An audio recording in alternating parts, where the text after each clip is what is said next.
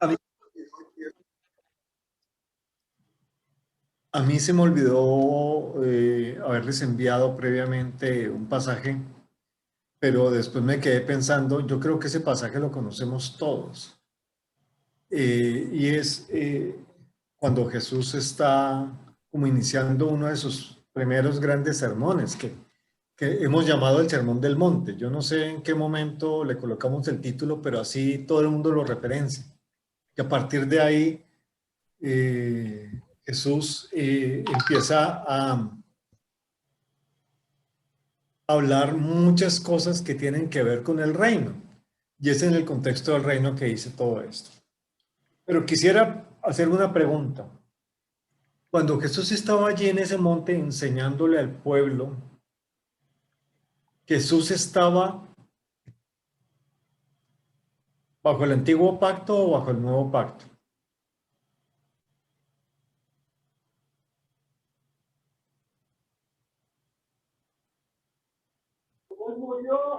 Bajo el Bajo antiguo.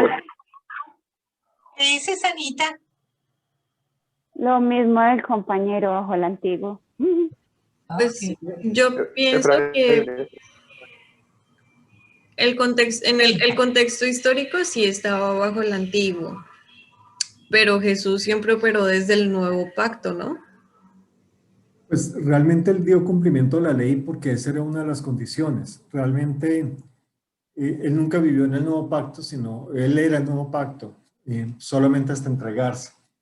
Cuando hay alguna duda, ustedes anótense en este verso, Gálatas 4:4. Gálatas 4:4 es clarísimo en qué contexto nace Jesús. Nace bajo la ley, que es la ley de Moisés, por eso Jesús va al templo, por eso Jesús se le hace la circuncisión, por eso a Jesús me imagino que le hicieron su bar mitzvah y festejó todas las fiestas que habían judías y todo esto.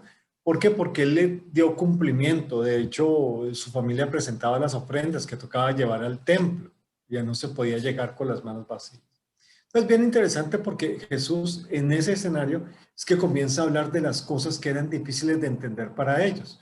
Y eran difíciles de entender porque ellos veían por los rituales que los sacerdotes hacían y consideraban cada celebración y cada cosa que hacían temas que tenían que ver con su fe y con su religión. Y ahí es donde Jesús llega a enseñar y a romper un poco de mitos. Y una de las cosas interesantes es que cuando él empieza a hablar del divorcio, la limosna, una serie de cosas, también habla de la oración. Hay un contraste en lo que el Evangelio de Lucas registra y el Evangelio de Mateo respecto del Padre Nuestro. En Mateo se da el contexto de un flujo de enseñanza que Jesús está haciendo para mostrar lo nuevo o la plenitud de lo que es el cumplimiento de la ley. Mientras que en Lucas introducen el tema de la oración con una pregunta de un discípulo que le decía, maestro, enséñanos a orar, así como Juan el Bautista le enseñó a orar a sus discípulos. Entonces, primero que todo vemos algo interesante aquí y es cómo el desarrollo de las escuelas de discípulos, las escuelas de profetas, las escuelas de maestros todavía estaban muy impregnados. El modelo que ellos tenían en mente era, si Juan el Bautista le enseñó a orar a sus discípulos, Jesús también debería enseñarnos a orar. Entonces, probablemente si hubiera habido alguien después, le hubieran dicho, enséñanos a orar. Y como que reducían la oración a un modelo del maestro de turno. Y eso son cosas que Jesús quería como entrar a corregir y a cambiar un poco para que no se fuera a pensar que, que pues de alguna forma era una fórmula. Entonces es muy bonito, me gusta Lucas por el orden de los acontecimientos, pero quiero resaltar el Evangelio de Mateo por el contexto más amplio que trae de la enseñanza. Alguien que pueda leer Mateo 6:5 y vamos a discutir sobre qué es lo que quiere decir ese verso. Mateo 6:5.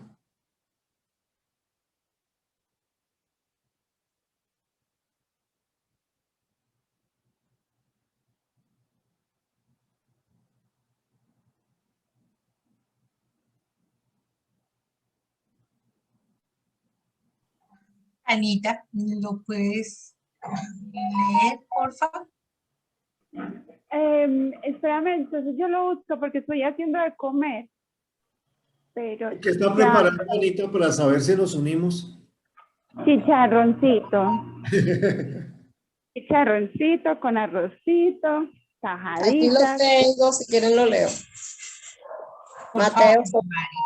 Mateo 6, 5. 5. Bueno, dale, dale Mari, con eso le damos chancecito a que no se quemen las tajadas. Ok. Y cuando ores, no seas como los hipócritas, porque ellos aman el orar en pie en las sinagogas y en las esquinas de las calles, para ser vistos por los hombres. De cierto os digo que ya tienen su recompensa. Oh, ¿de qué está hablando Jesús ahí? De la oración, o sea, de la oración, de que no oren, que hay que orarle al Padre en secreto, o sea, Solo ese verso. No te me vayas más allá. Solo ese verso.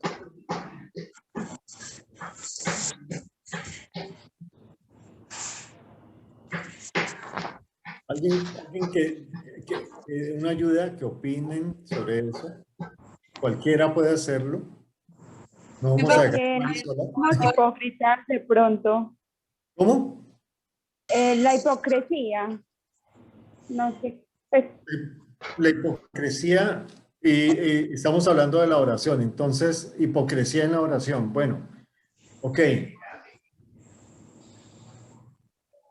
Hoy vamos a tratar de hacer una reunión diferente, dinámica, más en un compartir.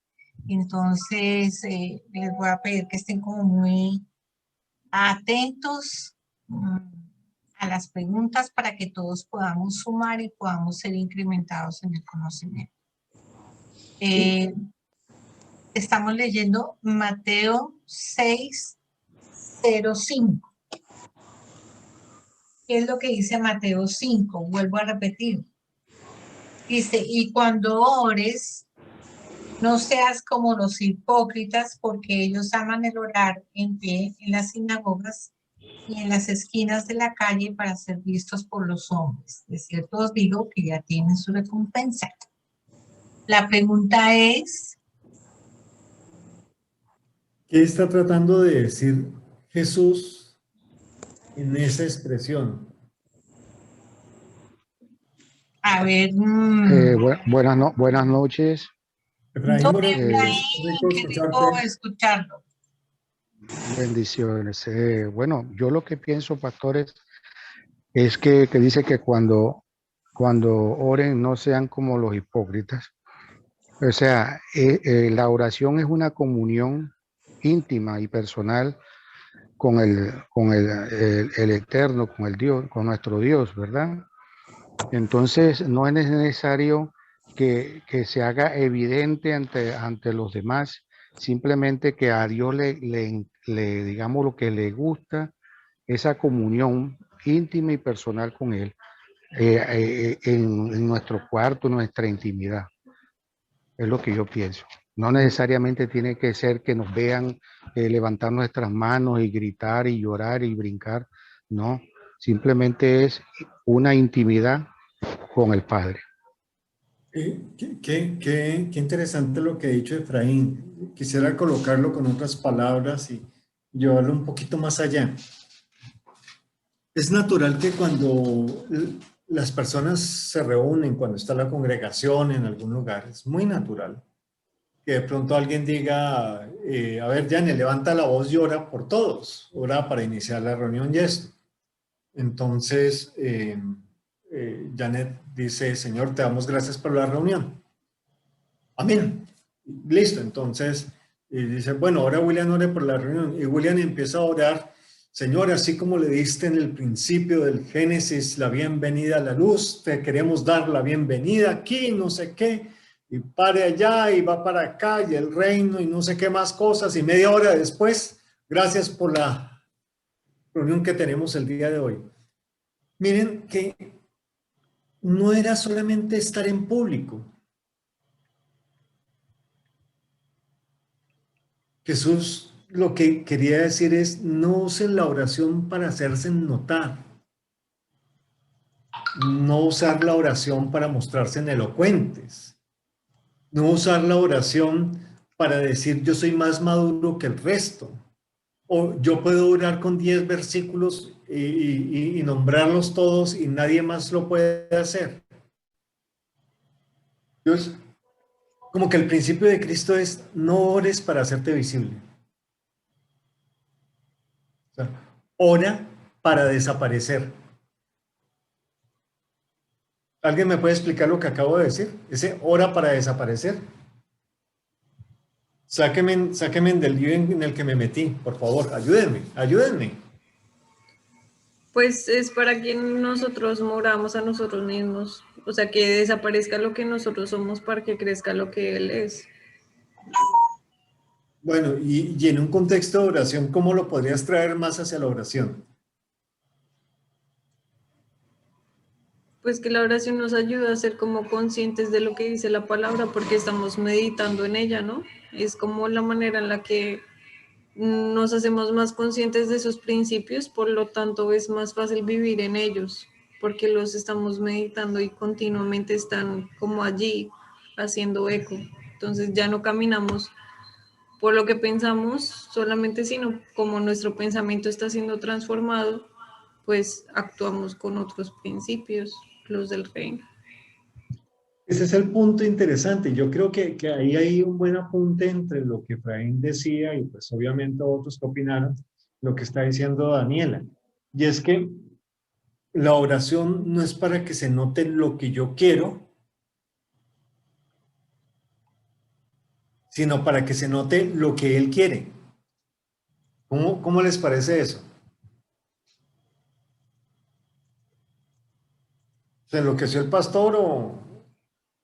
Viviana está escribiendo morir a nosotros mismos. Está escribiendo Viviana.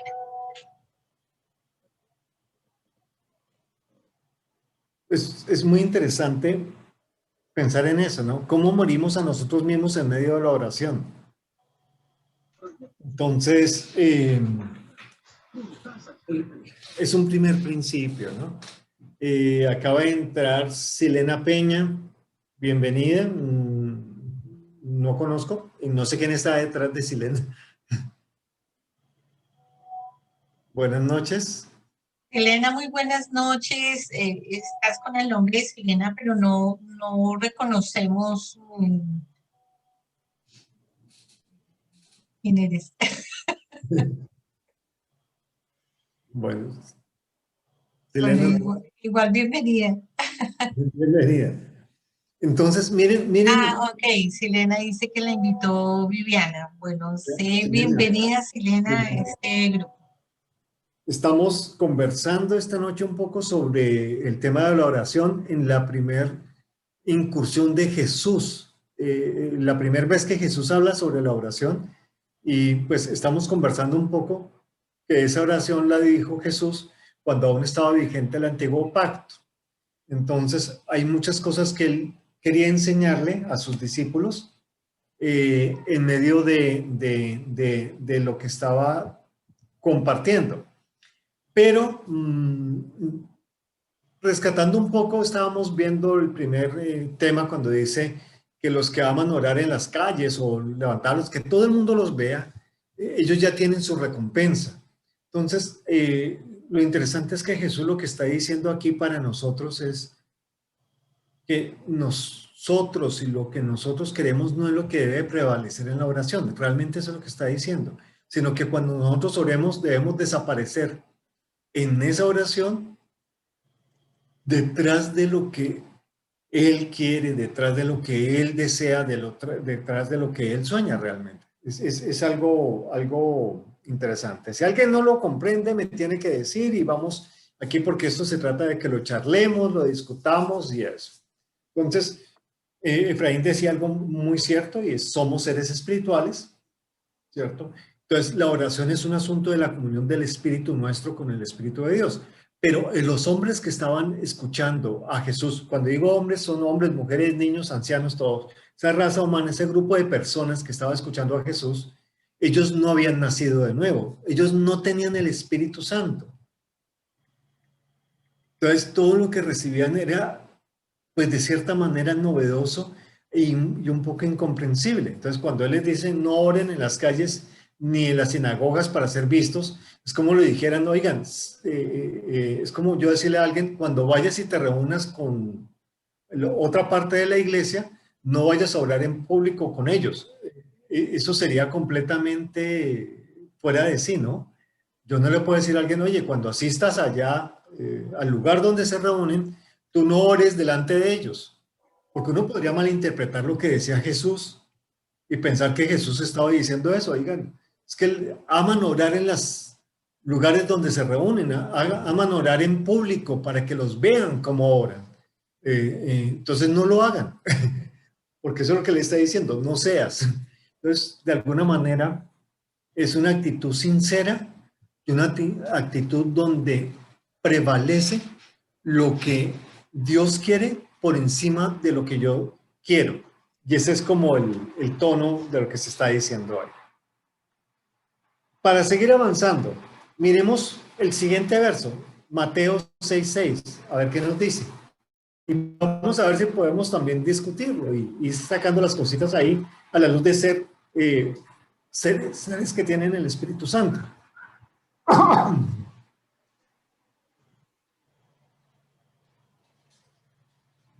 Solamente uno que lea sobre Mateo 6:6, no todos al tiempo.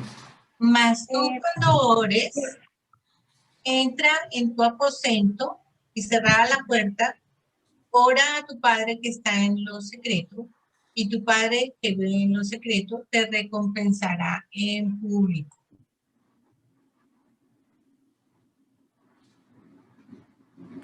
¿Qué piensan que está pasando ahí?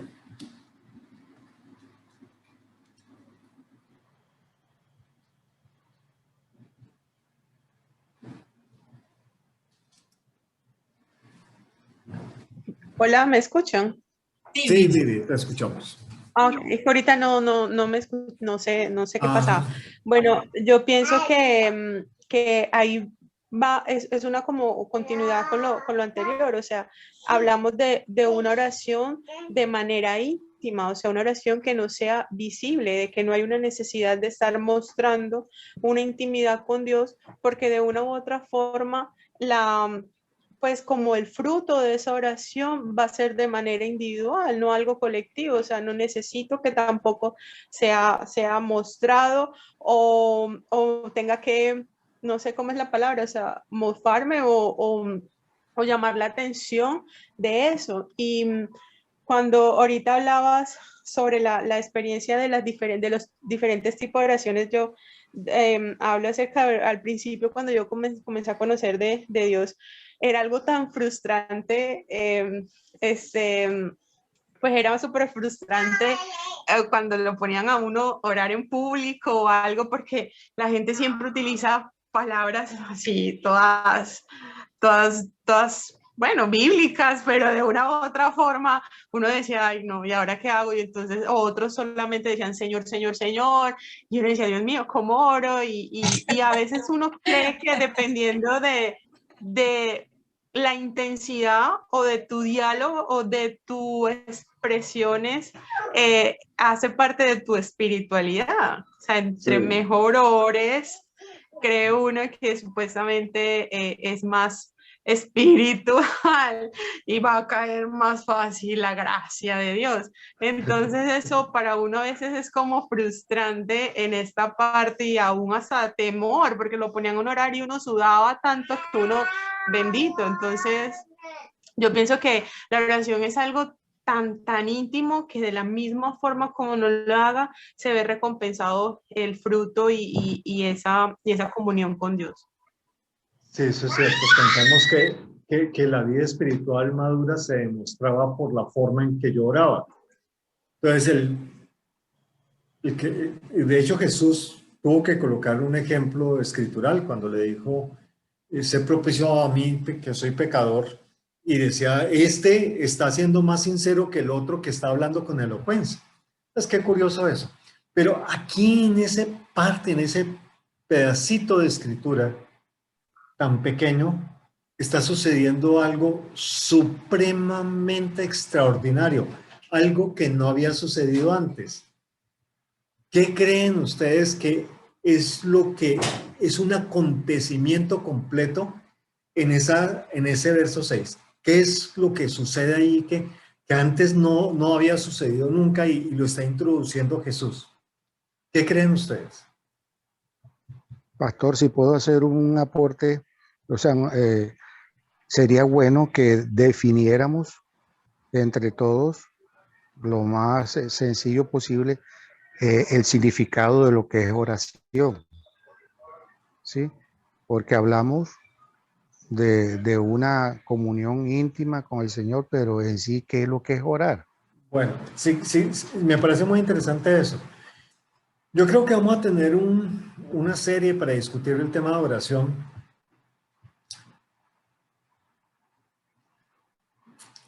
Si lo suelto, van a generar muchas dudas. Pero Efraín, anótalo ahí, sí es muy importante para que entendamos qué es oración. O sea, no cuál es la oración, ni cómo se ora, no, qué es oración en el fondo, porque pues sí es algo especial. Pero más allá de eso, miremos la intención de Jesús aquí en el verso 6 de ese capítulo. ¿Qué es lo que está pasando ahí de extraordinario? ¿Qué creen ustedes que está pasando de extraordinario? Piensen en la gente de ese tiempo. ¿Cómo se referían a Dios? Alguien lejano, ¿no? Pues de respeto. Sí. Muy bien, esa es una forma. También le decían Jehová de los ejércitos. Eso, y que no todo mundo podía adentrar con tranquilidad, sino que lo tenía que hacer por medio del sacerdote.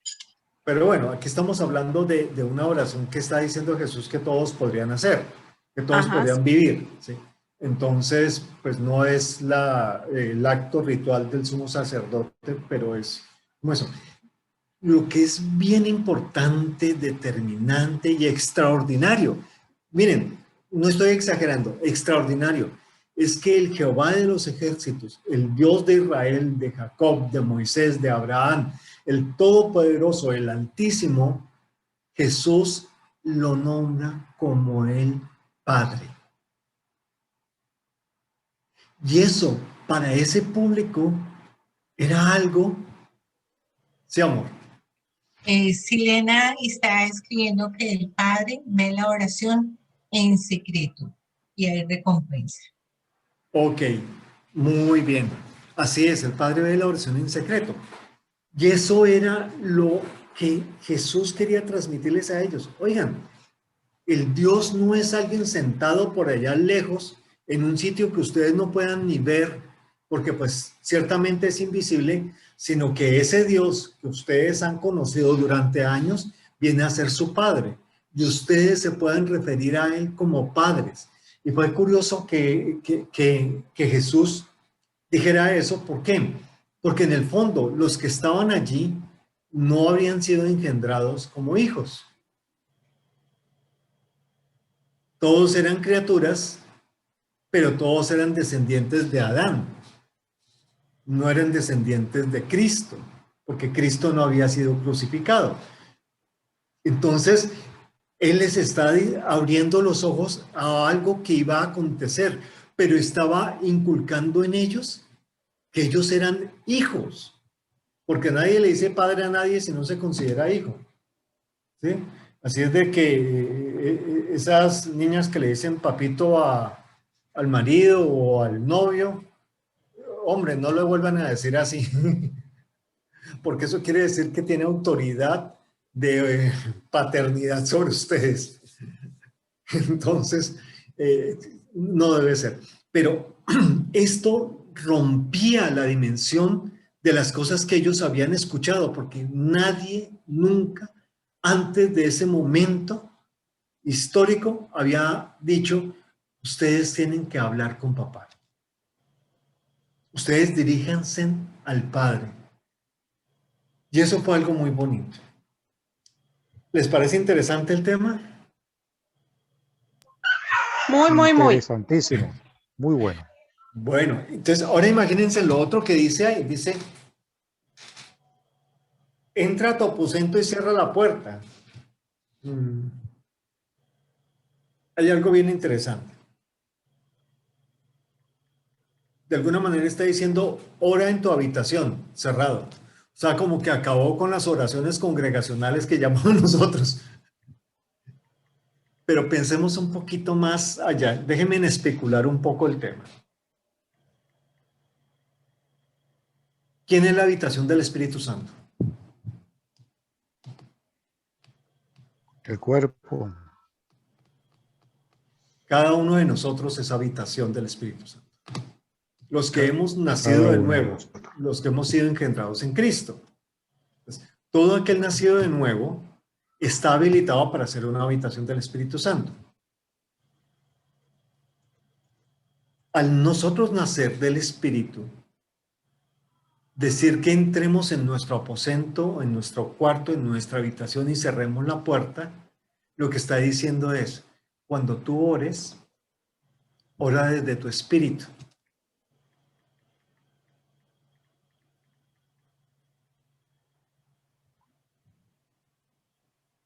Y ahí vamos haciendo una limitación bien interesante para estudiarla otro día, no la vamos a estudiar hoy. La oración es un asunto espiritual, no es un asunto material. Es un asunto espiritual. Entonces mira que aquí lo que está diciendo es, enciérrate con papá y desde tu espíritu ora. O sea, permite que el espíritu te guíe. ¿Por qué? Porque si te guía, lo que tú digas va a ser de acuerdo al espíritu y tu oración va a ser consistente con lo que Dios quiere, independiente a lo que tú quieras. Porque aún el Hijo de Dios tuvo que hacer una oración que poco a poco se fue moldeando a lo que Dios quería. Porque cuando el Hijo le decía, y si le salimos por la izquierda, el Padre le decía no. Y si le salimos por la derecha, el Padre le decía no. Pero cuando Jesús le dijo, está bien, que se haga lo que tú digas, el Padre le dijo sí. Y ahí terminó el tiempo de oración de Jesús antes de ser arrestado e ir a la cruz. En el momento en que Él hace lo que el Espíritu desea que hiciera. Y estamos hablando del Hijo de Dios. Ahora es una circunstancia bien particular por la que ninguno de nosotros vamos a pasar en esas dimensiones que las pasó Jesucristo, nadie más lo va a pasar. Pero miren qué interesante como Jesús va hablando de la oración en unas formas que ellos nunca habían orado, porque ellos hacían oraciones que realmente no tenían un formato y eso porque cuando nos devolvemos y alguien cuando cumplía años, yo me acuerdo que le decíamos, hoy declaré una palabra, yo no iba y buscaba la oración sacerdotal del antiguo pacto y no declaraba esa palabra para este pobre cristiano. Pero resulta que esa oración era para sacerdotes del viejo pacto y era una oración ritual para un momento específico, para una persona específica con una asignación específica de ese tiempo. Y pues nada tiene que ver con los temas que de pronto estamos viviendo. Así es de que no Jesús iba a, después de que iba a traer las cosas a mayor expresión, tratar de colocar una fórmula mágica para que repitiéramos. Lo que queríamos que entendiéramos desde dónde y para qué orábamos. De hecho, mi esposa, en un momento de estos próximos días, ella no la compartirá. Me parece que este tema de la oración va a ser un tema que vamos a estar explorando porque es muy importante, muy importante. Bueno, pasemos al verso 7. ¿Listo? No se trata de estar aislado, sino se trata de orar en el Espíritu. Orar en el Espíritu, una aclaración, orar en el Espíritu no es orar en lenguas. Para los que estén aquí, que no sepan qué es orar en lenguas, resulta que cuando nace la iglesia del primer siglo, ellos tenían la capacidad de hablar algunas palabras en idiomas antiguos y propios de otras lenguas y regiones. Eso ustedes lo leen cuando pasa Pentecostés, que pasó una sola vez y no vuelve a pasar. Y lo otro es que también a veces hablaban en lenguas angelicales. Y cuando hablaban en lenguas angelicales, el apóstol le decía, cuando ustedes hablan en lenguas angelicales, se edifican solitos, no edifican a nadie más. No involucran a nadie más porque nadie más entiende eso. Entonces tratan de que cuando estén con el resto de la gente, digan palabras coherentes, palabras que todos entiendan y que puedan ser de edificación. Sin embargo, la oración es espiritual. ¿Qué es espiritual? Que es inspirada desde su espíritu en mi espíritu y está alineada con lo que Dios quiere. Entonces, eso va a ser claro. Yendo así, vayamos al verso 7, que es tal vez más sencillo de explicar. Elena escribe, según el espíritu con la intimidad con Papito Dios. Según el espíritu con la intimidad. Hay algo bien interesante, Silena, y es que cuando hemos nacido de nuevo, nuestra intimidad no es algo que produzcamos nosotros, sino que por tener al Espíritu Santo tenemos comunión. Y la comunión es algo mucho más que entrar en un relacionamiento con Dios. Es que somos de una misma naturaleza y dado que el Espíritu está vivificado, somos de la misma sustancia que Dios. No somos Dios, sino somos participantes de esa vida que Cristo colocó en nosotros. Y al ser participantes de esa vida, entonces nosotros... Vive y cierra, sí, perdone, pastor. Ya. Y al ser participantes de esa vida, nosotros tenemos continuamente una comunión. Y desde esa comunión es donde se ora. Entonces, esa intimidad con Dios es algo que debemos de disfrutar, no perseguir, porque ya la tenemos. Y es disfrutar, y es parte de las riquezas que tenemos, que nos fueron dadas en Cristo. En ese orden de ideas, miremos Mateo 6:7. Y orando no uséis vanas repeticiones como los gentiles que piensan que por su palabrería serán oídos. Bueno, creo que con la intervención de Viviana ahorita eso quedó clarísimo. Ese fluir elocuentemente y con palabras elaboradas, no, de eso no se trata una buena oración. Ahora, más bien, como somos guiados por el Espíritu, oramos según la fe del Hijo de Dios. Ni siquiera nuestra propia fe, porque nuestra propia fe falla, pero la fe del Hijo de Dios es completa y plena. Entonces oramos según eso y oramos de acuerdo a la nueva naturaleza que nos fue dada, ¿cierto? Y esa naturaleza nos permite escuchar, entender y expresar lo que el Espíritu nos dice. ¿Sí? Entonces, eso viene siendo el contexto de ese verso. Yo creo que ya con lo que hemos dicho está muy bien. Ahora miremos el 8. ¿Qué dice el 8? No os hagáis, pues, semejantes a ellos, porque vuestro Padre sabe de qué cosas tenéis necesidad antes que vosotros le pidáis. No sé si para Silena fue clara la respuesta. Puedes ahí levantarme una manita, saber si sí entendiste la respuesta del pastor. Ok, gracias. Gracias, Elena. Gracias por tus aportes, muy valiosos. Bueno, ¿quién me puede explicar este verso 8? No os hagáis pues semejantes a ellos, porque vuestro Padre sabe de qué cosas tenéis necesidad antes de que vosotros le pidáis.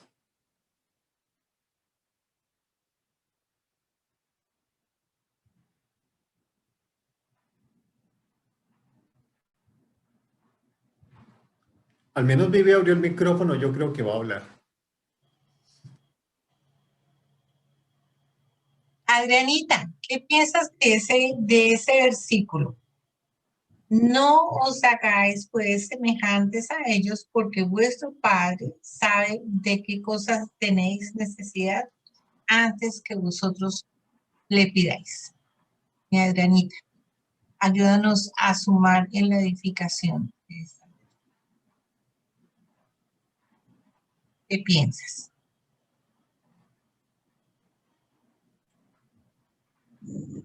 Yo pienso que cuando nosotros oramos, pues ya Dios conoce las necesidades de nosotros, ¿verdad?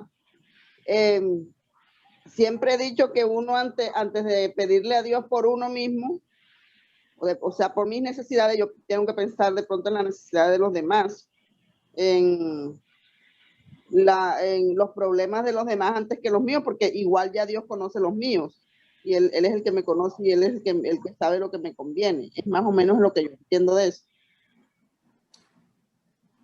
Muy bien, ¿alguien está de acuerdo, en desacuerdo? Aquí se vale todo. Ni siquiera tienen que estar de acuerdo conmigo. Mi Judith, ¿qué piensas de esa respuesta de tu hermanita? ¿Acuerdo, no acuerdo, sumas? Me toca así nombrarlas porque como estamos tan habladoras. ¿Qué piensas, Judith? ¿Estás? Okay. Aquí empieza la invocación de los hijos de Dios. ¿Estás ahí? Manifiéstate. Elena dice que está de acuerdo. Mi Lore, ¿qué piensas de eso? Mi Lore, ¿estás ahí? Ah, Yo sí estoy acá. Bueno. También pensando Dale, Lore.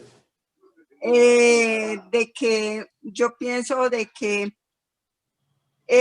muchos se preocupan mucho por pedir cosas que verdaderamente no son útiles o necesarias y olvidamos más que todo lo del espíritu, lo que se debe pedir verdaderamente. Entonces yo pienso que sí, que es la oración que no tiene como que sentido. Bueno, me gustaría recoger estos dos temas en este sentido.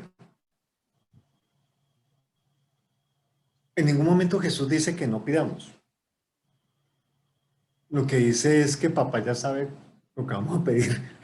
Ya conoce nuestras necesidades. Es un papá que es muy responsable, que sabe de qué tenemos necesidad realmente. Hay veces que nosotros mismos no sabemos de qué tenemos necesidad. Yo ahora mismo tengo necesidad de un celular Note 20, pero papá nada que me lo da. Debe ser que él dice, bástate con un A1 y no molestes que te sirve para llamar. Entonces, hay veces que nosotros mismos no sabemos qué necesitamos, pero él sí sabe qué necesitamos. Pareciera que el secreto de todo esto está en descubrir qué es lo que papá sabe de nosotros que nosotros no sabemos. Y así estaríamos en línea con lo que él sabe que es bueno para nosotros, no lo que es malo para nosotros. Entonces, de alguna forma lo que está diciendo es, nuevamente dice, no os hagáis semejantes a ellos. Es, no copies cosas de otros. No copies cosas de nadie. A papá no le importa que ya sepa lo que nosotros necesitamos. A él le agrada escucharlo, porque es una forma de tener confianza. Pero miren estas dos peticiones. Padre, tú que todo lo lograste en la cruz, todo lo has consumado.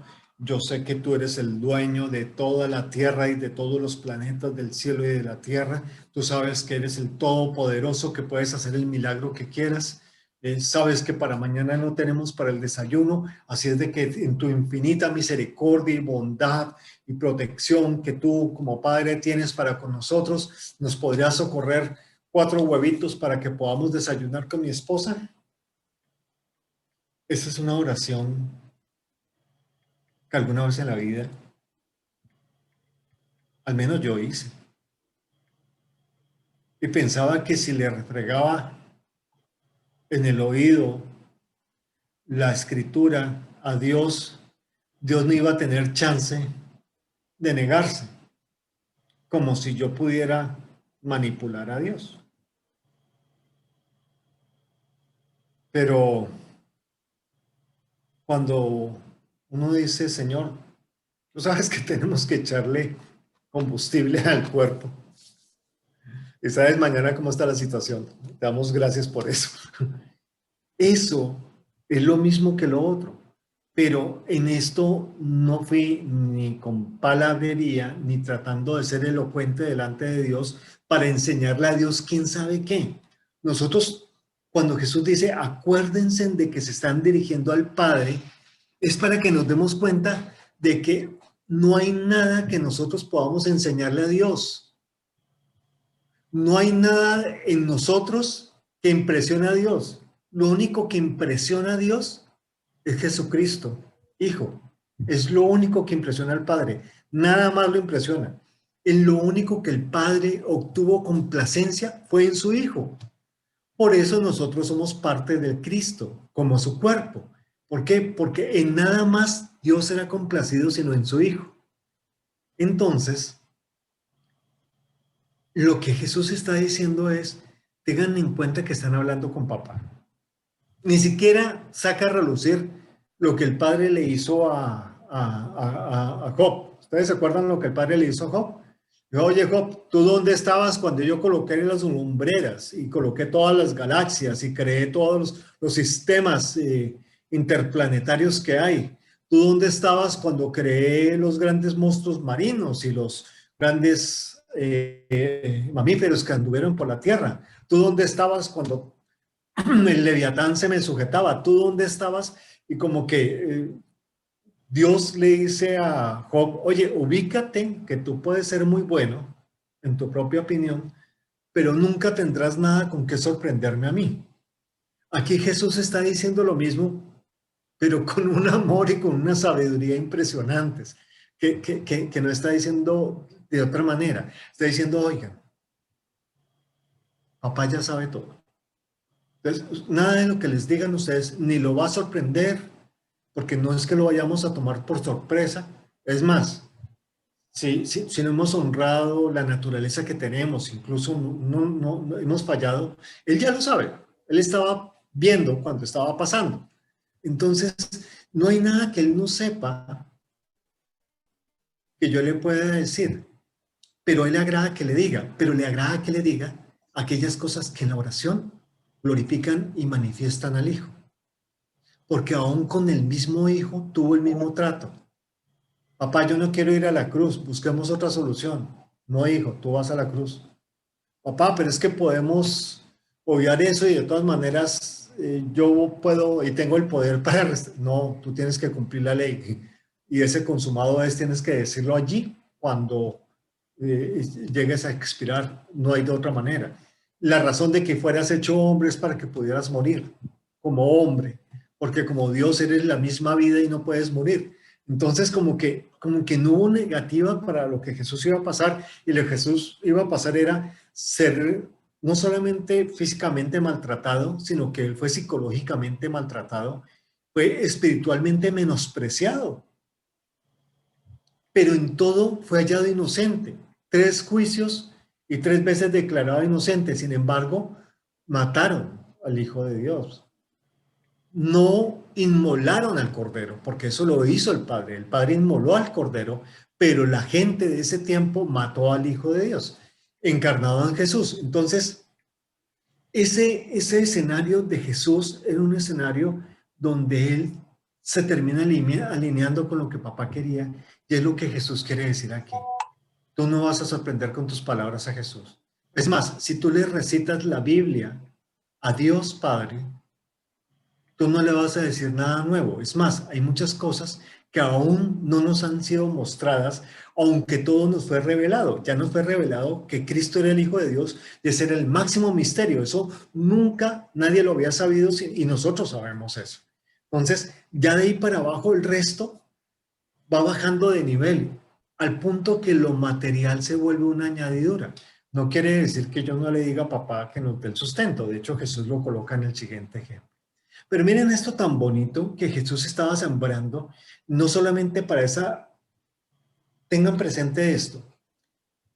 Jesús estaba sembrando esto nuevo en ellos, porque una vez Jesús muriera y resucitara y fuera glorificado, el Espíritu Santo estaba disponible para esa generación que lo estaba escuchando. Él estaba preparando a esa generación para lo que iba a pasar unos años después. Después de que él fuera crucificado, muerto, hubiera resucitado, él quería resucitarlos a todos con él y que vivieran por el Espíritu y pudieran tener una vida plena, pero él, la forma de indicarlo era así, porque pues para muchos de ellos era locura. De hecho, él no manifestó que iba a morir, sino hasta mucho adelante, y se le dijo fue a sus discípulos, no se le dijo a nadie más. Ya cuando estaban sobre el tema, que les dijo, yo tengo que morir, pero ustedes van a ganar porque les voy a enviar al Espíritu Santo. Ahora yo estoy con ustedes, pero cuando venga el Espíritu va a estar en ustedes, y eso lo va a cambiar todo, porque todo lo que yo sé, el Espíritu Santo se los hará saber desde su interior. Y desató unas cosas allí en esas enseñanzas para podernos hacer. Entonces, llegamos a la mitad de lo que íbamos a hacer hoy.